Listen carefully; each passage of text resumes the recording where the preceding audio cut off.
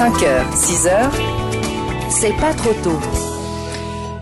Comme dans tous les contes de fées, celui de Sadiq Khan a fini par un happy end. Ce fils d'un chauffeur de bus pakistanais est bien devenu le nouveau maire de Londres vendredi après-midi. Les Londoniens ont plébiscité le candidat travailliste face au conservateur Zac Goldsmith.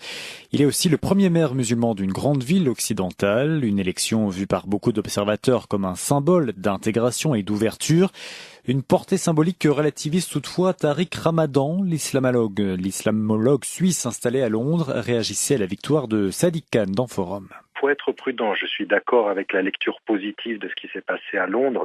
Il faut qu'on fasse attention aux symboles et pas qu'on réponde simplement à l'émotion. D'abord, Londres, c'est une ville tout à fait particulière. Elle ne répond pas toujours tout à fait à la structure et à la configuration urbaine des autres villes où vous avez quand même beaucoup de ségrégation. Vous en avez un peu à Londres, mais il y a beaucoup plus de proportionnellement à d'autres cités. Et il faut faire simplement attention aux symboles, ne pas penser que parce que un est élu maire, qu'il n'y a pas de réalité de cloisonnements sociaux, d'ethnicisation d'un certain nombre d'espaces, et la situation reste difficile. Donc moi je ne vais pas chanter les louanges du modèle, il y a beaucoup de choses à faire en Angleterre encore, il y a beaucoup de discrimination. Vous savez, ça n'a pas joué à Londres, la stratégie des Tories et des conservateurs, mais il faut quand même savoir qu'il y a une écoute, que le UKIP a gagné beaucoup de terrain en Angleterre sur un discours qui est de stigmatisation et d'attaque sur la religion. Donc il faut qu'on soit prudent quand même. Cette campagne qui s'est focalisée très largement sur la question du communautarisme et du multiculturalisme, Tariq Ramadan, ça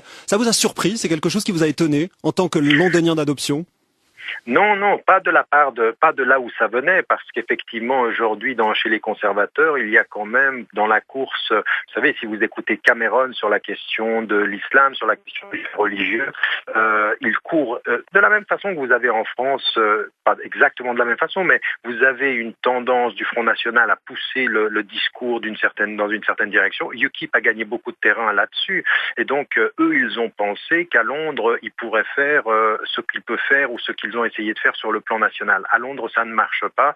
Et puis, vous avez aussi quand même l'intelligence politique de Sadiq Khan qui n'est absolument pas rentré dans ce jeu-là. Il ne s'est pas du tout positionné en tant que musulman. Il a répondu en tant que politique sur un projet politique et il refusait de tomber dans le piège. Ce qui est intéressant pour nous comme enseignement à tirer de cette expérience à Londres, c'est qu'à partir d'un certain moment, il va falloir qu'on dépasse les appartenances religieuses et dans nos sociétés pluralistes, qu'on se concentre sur les vraies politiques sociales. Ce qu'a eu l'intelligence de faire Sadiq Khan depuis le départ, sans entrer là-dessus, même quand on a voulu le faire tomber sur la question de l'antisémitisme par rapport au parti travailliste, il s'est totalement tout de suite distancé, il a pris des positions extrêmement claires pour rester sur le terrain politique. Et c'est ça, je pense aussi qu'il faut que nous tirions tous comme enseignement, que ce soit en France ou partout en Europe.